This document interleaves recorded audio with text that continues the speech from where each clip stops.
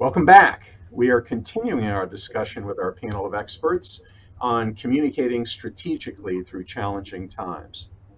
In this segment of our panel discussion, we'll be diving deep into strategic communication, and as our panelists share their secrets to getting it just right.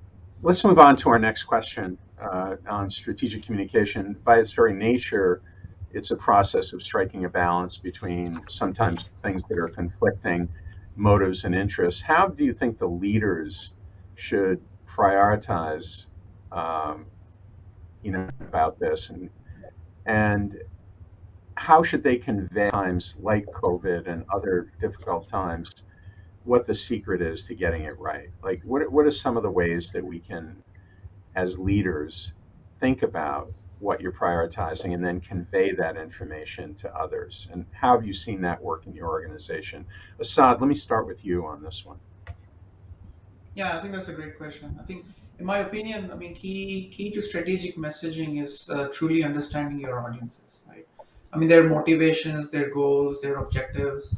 One like clarity is one of our values at Asana, right? The ability to clearly communicate the why behind the action we are taking or strategy we are establishing is critical to create a strong alignment and engagement with our employees. So what I believe in is like that cross team clarity is most in reach when every employee or everyone in the organization knows what the team is trying to accomplish and how their own work ladders up to the high level goals. Right? I mean, what leaders can do is like a couple of important things, right? One is like help create a strong vision and a north star and show the organizations how the vision connects back to a company's mission. Second is having a very clear picture of the team's work in connections to the company's growth. That is very highly motivational and can be a driving force for employee engagement. And I think that has worked a lot well for us in during the pandemic times. Excellent. Thank you. Uh, Raman, let's go to you and get your response to that one as well, please. Yeah, so Paul, I'll give you a real example that happened during the middle of the COVID for us. As India was preparing for a lockdown, we actually have different departments that work with different clients. And for one of our department, we were getting delayed in getting our client approval to allowing our employees to work from home.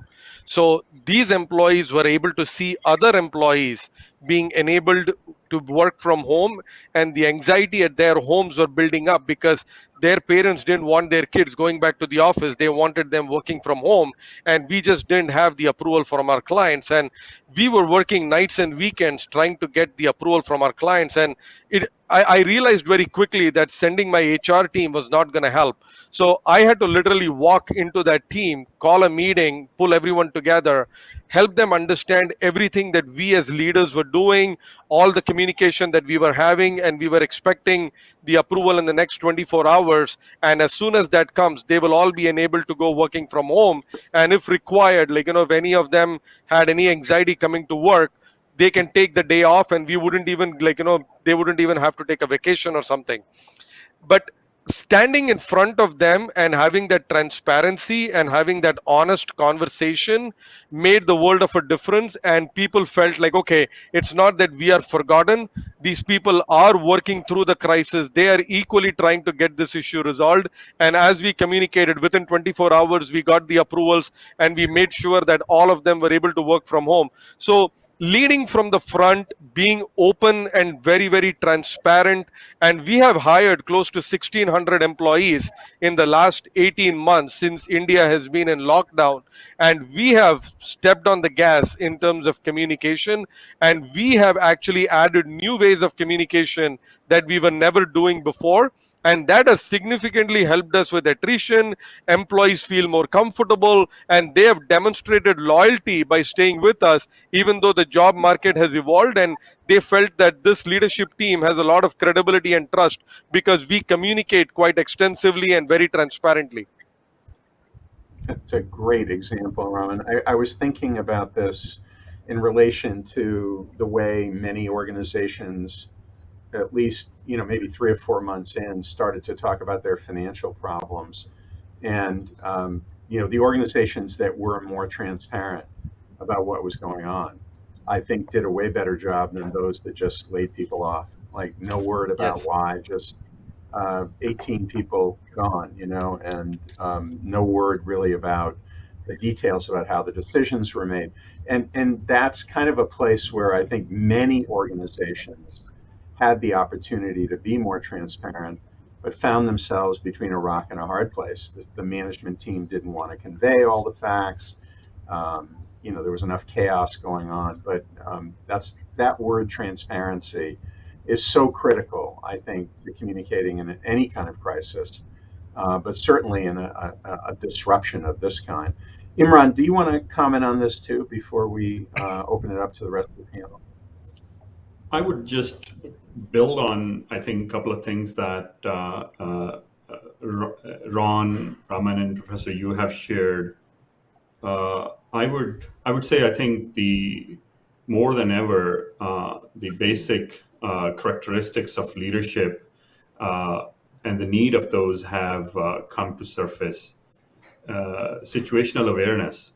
Earlier we used to be aware of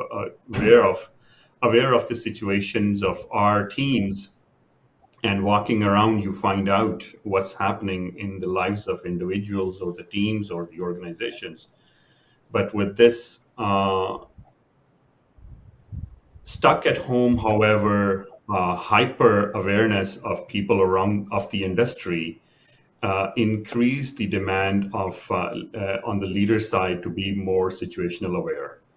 And while organizations were going through this journey at their own pace in their own way, there was still one thing that came out very clearly for us was that this is a time for leaders to demonstrate more empathy and transparency. I think those are two things that, along with the situational awareness that came out, and keeping the focus on what is that outcome that we want to drive, and letting go the things that are less important on the way, where traditionally which were important logistics or keeping things that traditional way of our us measuring the success, challenge those and thinking about what really the outcome is that we want to achieve. So for three words that come to my mind out of this were situational awareness, focus on the outcome, and transparency with empathy. Yeah, the empathy is a great addition to the transparency that Raman brought up initially. Any other comments that our other panelists want to make before I move on? Bernard? Sure. Paul, I just got one comment. Although I'm based in Hong Kong, I'm actually from a little country in the bottom of the South Pacific, New Zealand.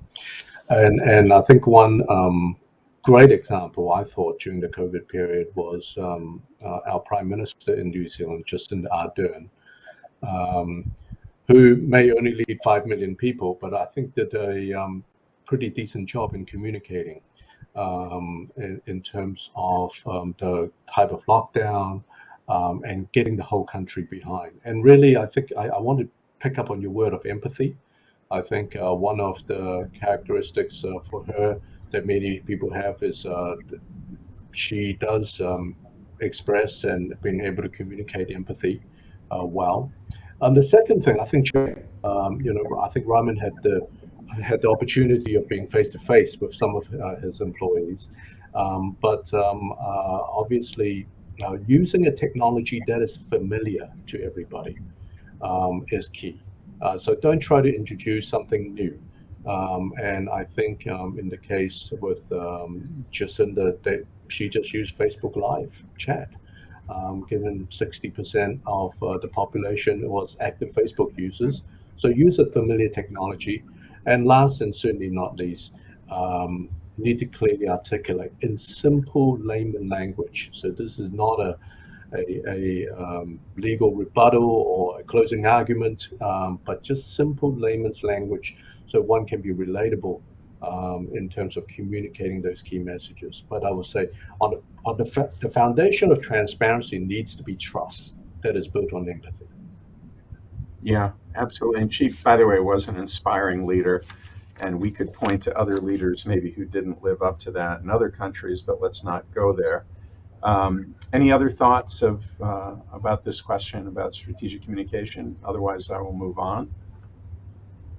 I'll Okay. just bring it. I have to build on Bernard because my whole headline was all related to trust, and transparency is a factor of that. But I was kind of guided by the 4 C's that live under trust, in my view, or build trust, which is communication, compassion, competency, and consistency.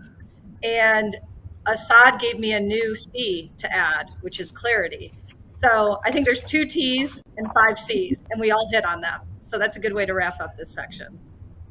And as the marketer, you are great in the way you packaged and branded that, Jill. Thank you so much for that.